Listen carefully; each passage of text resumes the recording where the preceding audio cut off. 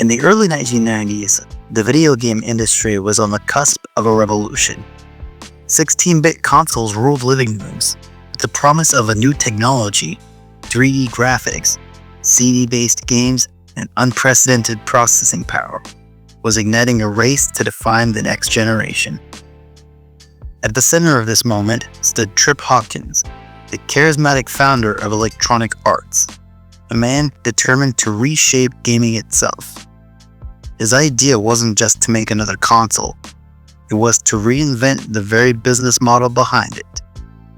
This is the story of the 3DO, a console that dared to leap ahead of its time, challenging the giants of the industry before unfortunately becoming one of the most ambitious failures in video game history.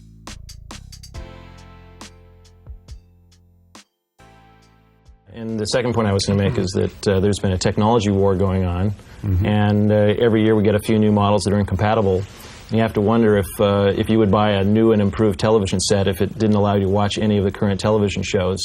It creates additional confusion and isn't necessarily in the consumer's interest. Before Trip Hawkins became an innovator in the world of video games, he was just an inquisitive kid, shaped by a love of games and computation.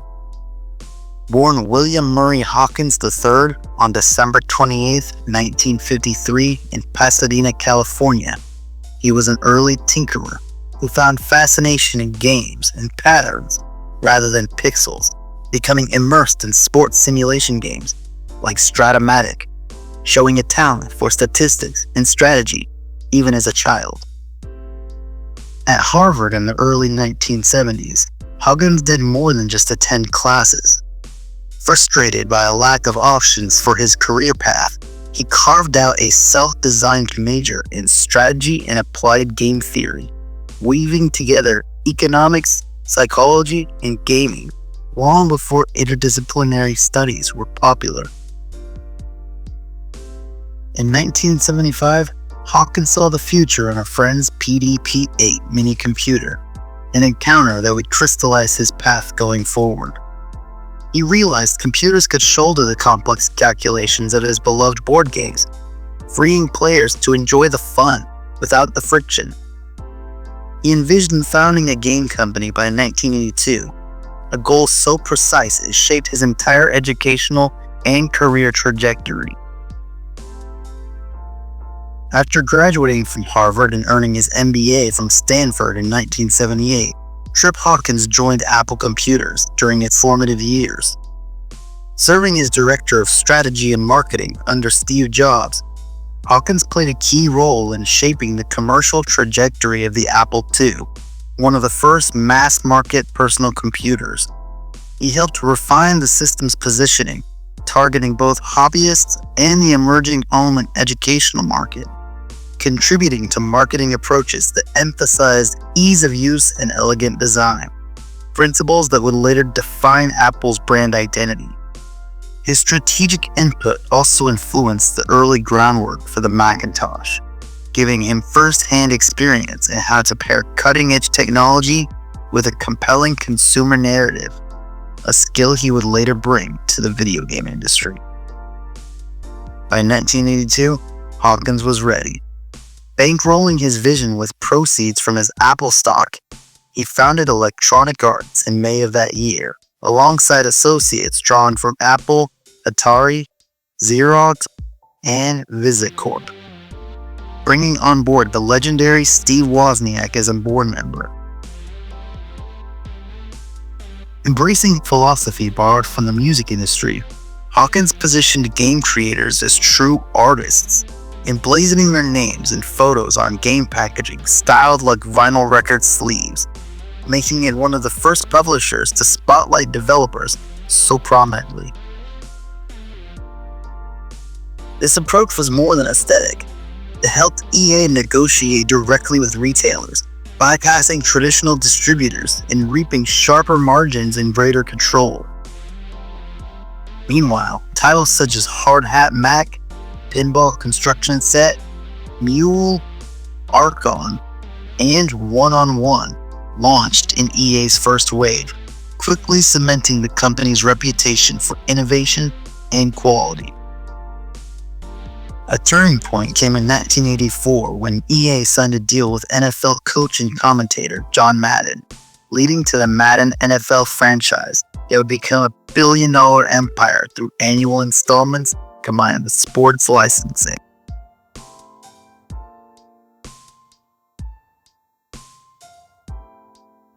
Direct sales, telemarketing. Obviously, it has to be done in volume. I think prices coming down is obviously in the consumer's interest, to the point that it allows the manufacturers of software and the creative people that are developing software to make enough money to continue to be attracted to being in that business. Now, if you're going to be successful, these people. By the late 1980s, the video game industry was thriving, but enclosed within highly restrictive systems.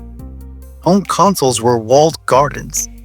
Nintendo enforced strict rules on publishing, limiting which companies could release games, when, and even how many annually, as well as charging hefty licensing and manufacturing fees for cartridges. Sega, while less restricted, still held tight control over game approval and enforced its own financial requirements. For publishers like EA, this landscape was expensive, risky, and creatively limiting. Hawkins, who had built EA into a publishing powerhouse, had grown increasingly frustrated with the closed console model. Every game meant manufacturing cartridges unique to each system, expensive, risky inventory that could sink profits if sales projections missed the mark. Even worse, developers had to pay licensing fees and often surrender creative control. Meanwhile, the technology inside these consoles was aging faster than their life cycles. The Super Nintendo and Sega Genesis, both dazzling in their prime, were limited by a 16-bit processor in a moment when the personal computer market was already experimenting with 32-bit architecture and CD-ROM drives.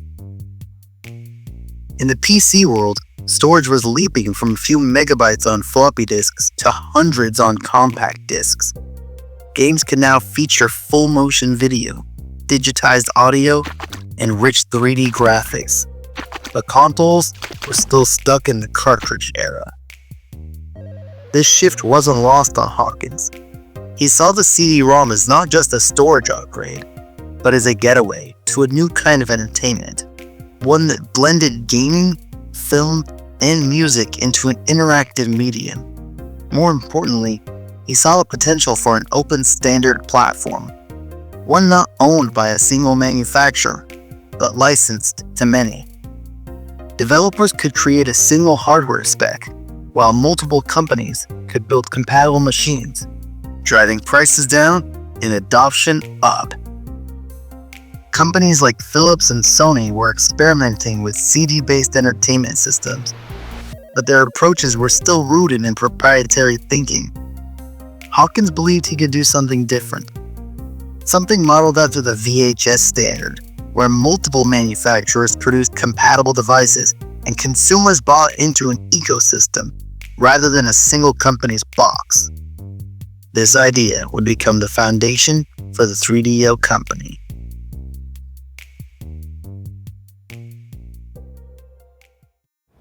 One of the hottest new CD applications here at CES was 3DO, the acronym for three-dimensional optics. Trip Hawkins, who founded Electronic Arts, has put together an alliance between his own company and consumer electronics giant. Hawkins began the new 3DO project within the walls of EA, assembling a team to define what his new platform could be. He tapped his longtime friends and hardware geniuses, Dave Needle and RJ Mickle, who had revolutionized personal and portable computing with the Commodore Amiga and Atari Lynx. Needle and Mickle brought a clear philosophy: build a system that was powerful, modular, and open to developers. Something that could handle games, video, audio, and multimedia experiences without being constrained by outdated cartridge technology. The first sketches were humble. Needle jotted ideas on a restaurant napkin in 1989, diagrams of a 32-bit RISC CPU, a custom graphics coprocessor, and the ability to play CD-ROMs. By 1991, those sketches had evolved into a formal technical blueprint. The ARM60 processor running at 12.5 MHz, capable of rendering textured polygons, high-resolution video output, and a dedicated DSP for CE audio quality. It was a leap beyond anything the console gaming market could offer at the time. But the technical vision was only half the battle. Hawkins knew that to compete with giants like Sega and Nintendo, 3DO would have to find partners willing to manufacture the hardware and shoulder financial risk. So, he began pitching the concept to every major electronics manufacturer that he could reach. The first major hurdle was Sega. In 1991, Hawkins met with Sega executives to propose licensing the 3DO technology rather than building their own 32-bit hardware. Sega's internal evaluation was cautiously optimistic. They recognized the innovation, the open licensing model, and the potential to reduce development fragmentation. But the numbers didn't lie. Manufacturing costs for the initial units, combined with Hawkins' royalty expectations, made the plan financially unappealing. Sega passed. Next came Sony. In 1992, Sony was reeling from the failed Nintendo CD-ROM partnership and had already begun experimenting with its own CD hardware. Hawkins pitched the 3DO license, but Sony's strategy had pivoted. They would rather build their own PlayStation ecosystem than share control with a third-party standard. 3DO licensing was ignored. In the end, it was Matsushita, Panasonic's parent company, who emerged as Hawkins' savior. Seeking reassurance for investments tied to MCA Universal Pictures, Matsushita agreed to manufacture the first consoles. Panasonic's FZ1 would become the first 3DO model, launching in 1993. Goldstar and Sanyo would follow with their own licensed versions, and other companies like AT&T, Samsung, and Toshiba secured licenses, but never shipped consoles. Meanwhile, Hawkins had to carefully manage the internal split at EA. Some developers and staff stayed with EA, while a core team migrated to the 3DO company to focus solely on this ambitious project. It was a delicate dance, maintaining support and goodwill at EA while building a new company from the ground up. The business model itself was revolutionary, but risky. 3DO wouldn't profit from manufacturing. Instead, royalties could come from hardware and games. The low $3 per game royalty made the platform attractive to developers compared to Nintendo and Sega, but it required hardware prices to be high initially. The first units would retail for around $699, a price aimed squarely at early adopters and tech enthusiasts. Even with these hurdles, the technical team pushed forward. The console would support 16.7 million colors, resolutions up to 640 by 480, and CD-ROM storage that allowed hundreds of megabytes of games and multimedia content. Full motion video, stereo PCM audio, and an open development platform made it a true next-generation machine, at least on paper. The early 90s were a delicate window.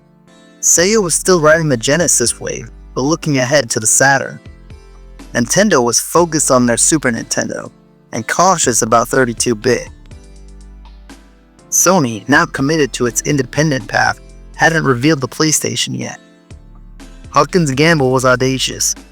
He was trying to leapfrog the competition, build a unified standard, and convince multiple electronics giants to take a risk, all at once.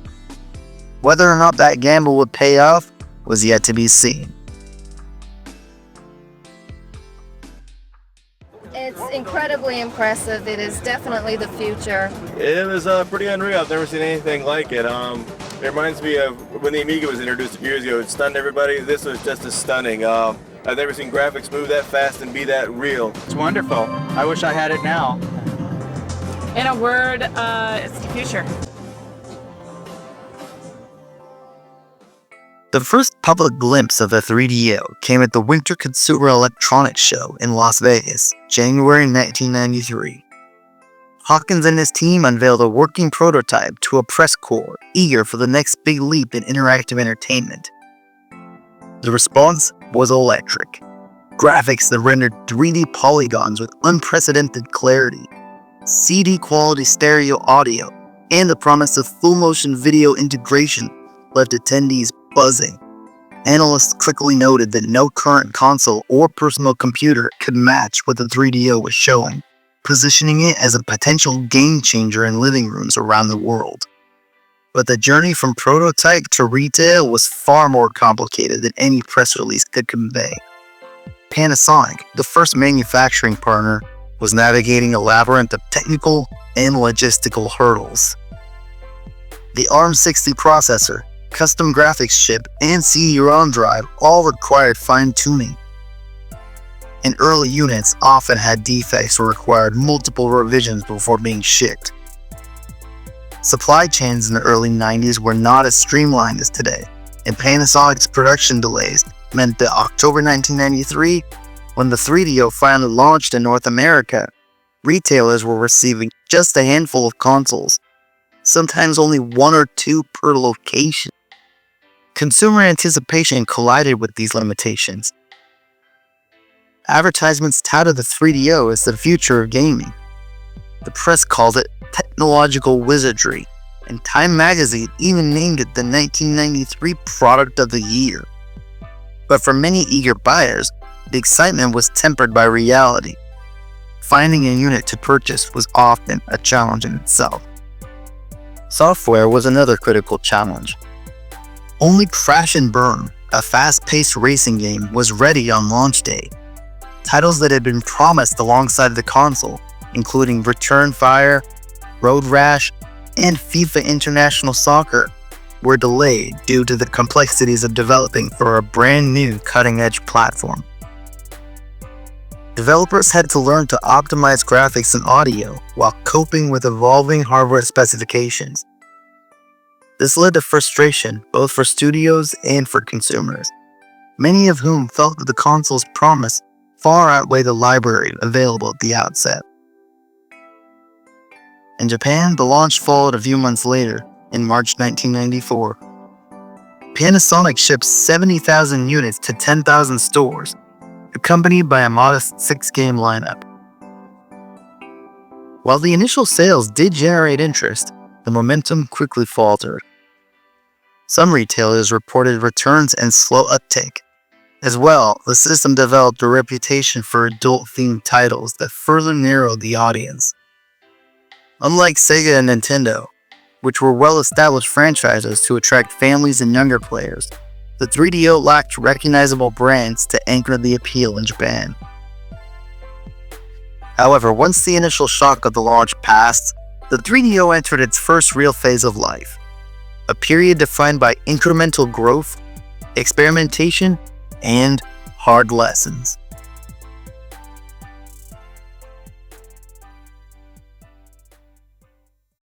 Hi, I'm Trip Hawkins. I'd like to tell you why 3DO is going to be the biggest product in your store since the VCR.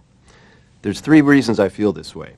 First, we have a jump of a factor of 50 in performance over the current product generation, and there's never been a jump that big in the history of consumer electronics.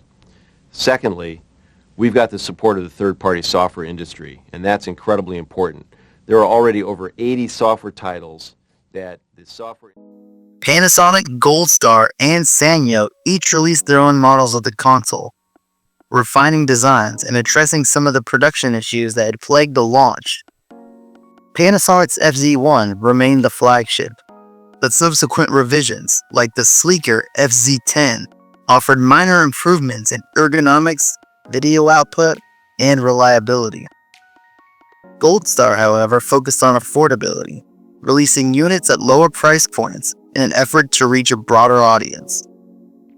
Software development, while still rocky at launch, gradually gained momentum. Titles like Gex, a platformer starring a wisecracking gecko, and The Need for Speed, a high-octane racing experience, began to showcase the console's unique capabilities. Beyond gaming, the 3DO was a platform for multimedia experimentation. Interactive movies, educational programs, and music software appeared, demonstrating Hawkins' vision of a system that blurred the lines between console and home entertainment hub. Yet developers were learning on the fly. Optimizing performances on a CD-ROM-based system with a 32-bit ARM processor and custom graphics hardware was a steep learning curve.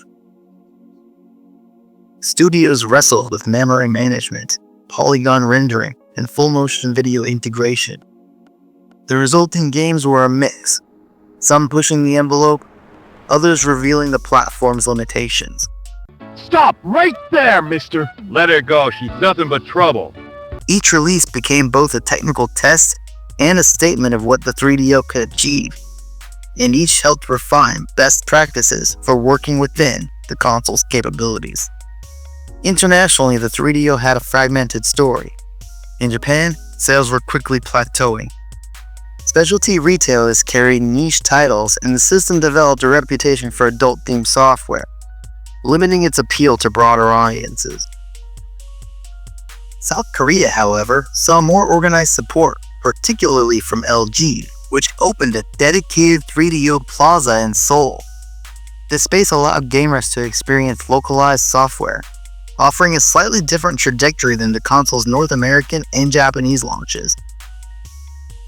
Amid these developments, the broader console market continued to evolve. Sega's Saturn and Sony's PlayStation were nearing their own launches, backed by established distribution channels, deep marketing budgets, and libraries filled with recognized franchises. The 3DO remained a technical marvel, but it was competing in a landscape that demanded both software depth and price competitiveness. For Hawkins and his team, the early years of the 3DO were a delicate dance between innovation, market pressure, and the harsh realities of a rapidly shifting industry.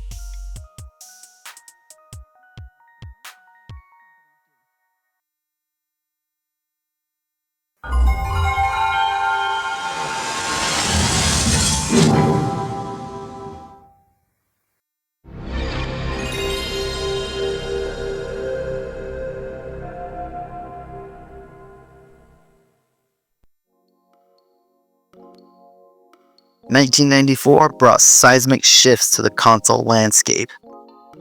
Sega launched its own 32-bit system, the Saturn, on November 22, 1994 in Japan, followed by Sony with the PlayStation on December 3, 1994.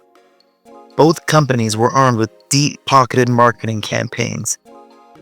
Suddenly, the 3DO's technology had to compete not just against technical capability, but against brand power and consumer trust. The PlayStation in particular hit a sweet spot. Sony had learned from its failed Nintendo CD-ROM partnership and executed a precise strategy. Aggressive marketing, competitive pricing, and games that combined technical polish with recognized characters. Titles like Ridge Racer and Tekken dazzled audiences, while the console's architecture proved easier for developers to harness, creating a rapidly growing software library. Consumers saw a system that was both cutting-edge and approachable, a combination that the 3DO had struggled to achieve. Sega's Saturn presented another challenge. Already a household name with the Genesis, Sega had established relationships with third-party developers and a loyal fanbase. Though the Saturn's dual CPU design was notoriously difficult to program for, Sega leveraged its existing franchises, including Virtua Fighter and Sonic the Hedgehog spin-offs, to draw early adopters. Retailers prioritized stocking Saturn units over the niche 3DO, further limiting its visibility. For the 3DO, the timing could not have been worse. Price reductions that made early models slightly more accessible were now insufficient when consumers could buy a PlayStation or a Saturn at similar or lower prices, backed by strong software and recognizable brands. The incredible capability of full-motion video and 16.7 million colors that the 3DO had launched with in 1993 was now the standard. Hawkins and the team recognized the threat. They attempted to double down on software partnerships and emphasize the console's multimedia potential. CD-based interactive movies, music playback, and experimental games. EA remained a pillar for the console, releasing titles that pushed creative boundaries. But the market was already going back to consoles with cohesive branding, aggressive launch lineups, and reliable third-party support. Despite these challenges, the 3DO maintained pockets of success. Cult followings persisted in South Korea and among North American early adopters who appreciated the console's openness and multimedia ambitions. Demonstration events, trade shows, and specialized markets sustained interest, but momentum was slipping. Every PlayStation and Saturn unit sold chipped away at the 3DO's relevance. Gold Star attempted to respond, however, slashing the prices of their model to $199 in late 1995. It was a dramatic move, but one that came with a steep financial loss, more than $100 per unit. Sanyo and Panasonic followed with their own discounted offerings, but the damage was done. Price cuts could not make up for the gaps in software, brand recognition, and retail permeation that Sony and Sega both had achieved. The console's very model, a licensed system dependent on multimedia manufacturers, meant there was no single company driving aggressive marketing and coordinated software releases.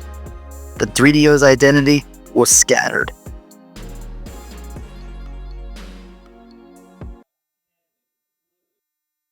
Perhaps the most exciting display from 3DO was a demonstration of their M2 technology, which uses a PowerPC chip. Planned as an upgrade to the regular 3DO unit for early 1996, as you can clearly see by this car racing demo, the images are simply breathtaking. It's important to note that while 3DO says this is the M2... As the 3DO struggled to maintain relevance, Hawkins and his team turned their attention to the future. A next-generation system known simply as the M2. Originally envisioned as a collaboration with Panasonic, the M2 was designed to be a powerhouse, pushing the limits of 3D graphics and multimedia performance, in ways the original 3DO could only hint at. The M2 was built around dual PowerPC 602 processors and a custom graphics chipset, promising polygon counts and texture capabilities far beyond what the 3DO could manage.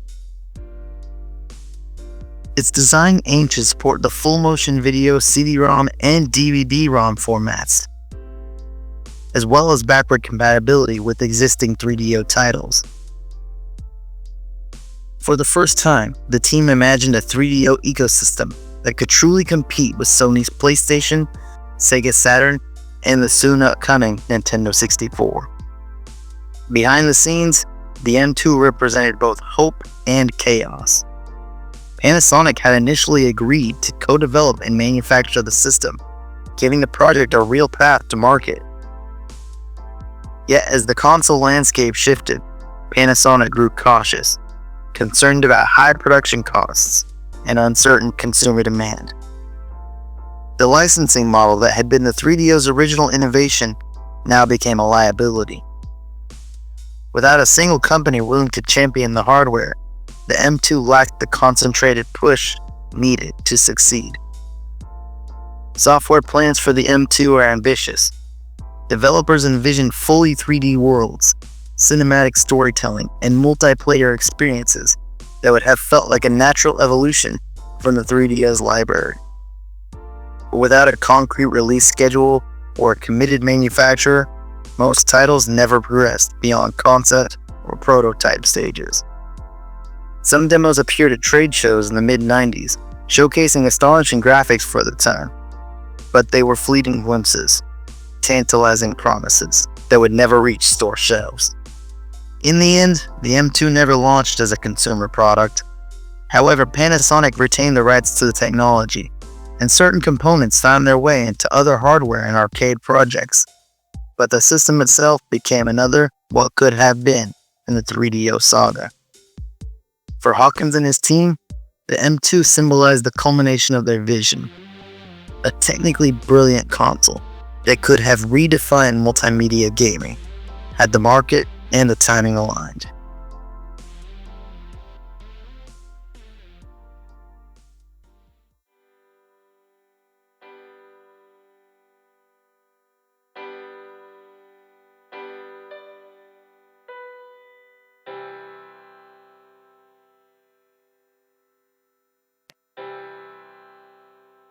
By the end of 1996, the 3DO's run had quietly come to an end. Panasonic, the last remaining hardware partner, ceased production of new units. The console still in homes remained a monument to a bold experiment, a reminder of what could happen when visions outpaced market realities. For many of the engineers, developers, and early adopters, it was a sentimental moment. The first console to seriously blur the lines between games, multimedia, and home entertainment was leaving the stage. Though it had struggled commercially, the 3DO left a real mark. Its pioneering use of CD-ROMs presaged the industry-wide shift away from cartridges, influencing the design of later consoles and multimedia platforms, opening the door for richer graphics, larger worlds, and immersive audio. Even its licensing approach, with both its promise and pitfalls, offered lessons that shaped the strategies of Sony, Microsoft, and others in years to come. Developers who cut their teeth on 3DO often carried those lessons into projects on PlayStation, Saturn, and beyond, spreading the influence of its bold, experimental spirit. And while the M2 never reached store shelves, its brief appearance in trade shows and developer demos demonstrated the ambition of the team to create not just a new console, but a next-generation multimedia platform that could evolve alongside technology and player expectations. Its unrealized potential remains part of the 3DO story, a testament to a company willing to take risks that others would not, even if the market ultimately said no.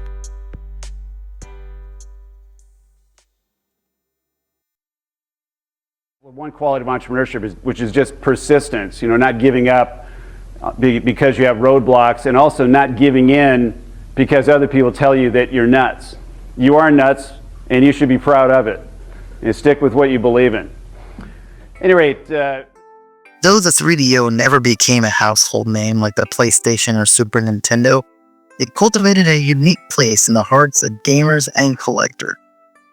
Its rarity, ambitious design, and experimental library gave it a mystique that persists decades later. Owning a 3DO became less about mainstream popularity and more about participating in a piece of gaming history, a tangible relic of a time when the industry dared to dream big. Collectors prize the console not only for its hardware, but also for its story. Limited production runs, high initial prices, and a fragmented global release made the 3DO a rare artifact. In particular, the Japanese and South Korean versions are highly sought after, sometimes fetching hundreds or even thousands of dollars among enthusiasts. The software library, while small, produced cult classics that continue to resonate today. Gex, with its witty commentary and addictive platforming, became emblematic of the system's quirky personality. The Need for Speed laid the foundation for one of the most enduring racing franchises in gaming. Even titles like Return Fire and Twisted the Game Show hold nostalgic value, showcasing creative risks that larger consoles rarely allowed. The 3DO also became a talking point in retrospectives on industry ambition. Analysts and historians often cite its licensing model, cutting-edge hardware, and multimedia vision as a glimpse of what could have been if market timing, pricing, and software had aligned differently.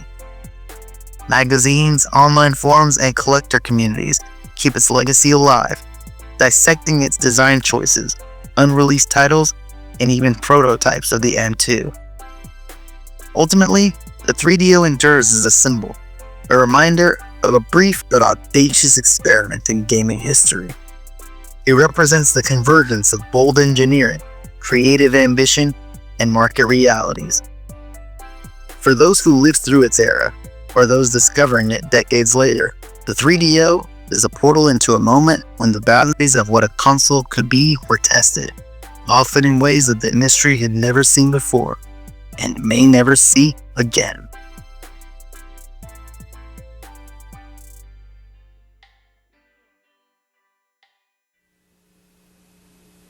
The first thing you have to do is have a big idea. And I spent 10 years thinking about the home computer market, and the home computer software market specifically, and it took me 9.5 years to think of the big idea. And the big idea is the software artist. The 3DO was never just a piece of hardware. For Trip Hawkins, it was a vision, an attempt to redefine what a console could be, to break open the industry's entrenched rules, and to create a platform that celebrated creativity over corporate control. Every technical breakthrough, every licensing gamble, every colorful polygon and full-motion video clip carried a piece of that ambition. Hawkins watched as the 3DO rose and fell, as the industry raced forward with Sony's PlayStation, Sega Saturn, and eventually Nintendo's N64. And yet, he didn't view the console's commercial struggles as failure. To him, the 3DO was an experiment, a proving ground where ideas about multimedia, licensing, and open development could be tested. Lessons that would ripple through the gaming world long after the final units had shipped. Looking back more than a decade later, Hawkins reflected that his drive to push the envelope had defined the project, suggesting that such bold experiments, even when they fail to find commercial footing, are a vital part of innovation. After the 3DO era, Hawkins continued to shape the industry in new ways. He pursued ventures in online gaming, interactive media, and digital distribution, always chasing the same spark that had driven him since Harvard and Stanford, a desire to merge creativity, technology, and human experience in ways the world hadn't yet imagined. The 3DO may have been a fleeting presence on store shelves, but its impact, like Trip Hawkins' ambitions, endures, inspiring anyone bold enough to dream beyond the ordinary. The story of the 3DO is, in many ways, the story of a dreamer, unafraid to challenge convention. Its highs and lows, its brilliant ideas, and commercial missteps are all testaments to one man's belief that games could be more than just games. They could be art.